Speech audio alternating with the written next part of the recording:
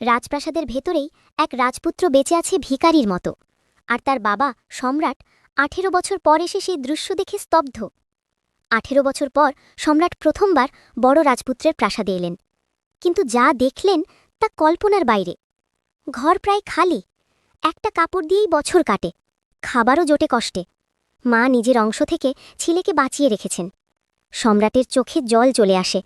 তিনি তৎক্ষণাৎ Z card দিয়ে আদেশ দেন, আমার ছেলের সব প্রাপ্য ফিরিয়ে আনো। কিন্তু এই দৃশ্য দেখে ফেলে দ্বিতীয় রাজপুত্র। ঈর্ষায় জ্বলতে জ্বলতে সে সব পুরস্কার নিজের দখলে নিয়ে নেয়।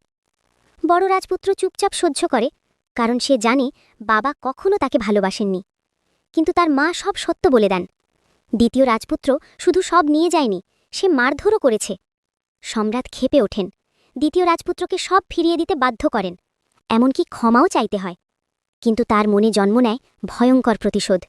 এই সম্রাট সাধারণ কেউ নন, তিনি অতীত জীবনের সব মনে রেখেছেন।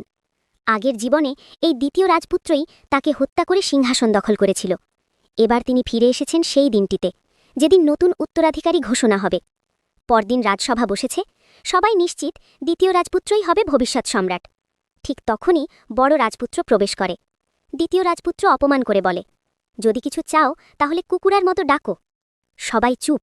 আর ঠিক তখনই সম্রাট উঠে দাঁড়ালেন, হাতে নতুন ফরমান। এইবার কি সম্রাট সত্যটা প্রকাশ করে বড় রাজপুত্রকে সিংহাসনে বসাবেন, নাকি আবারও ভুল করে ইতিহাসকে পুনরাবৃত্তি হতে দেবেন?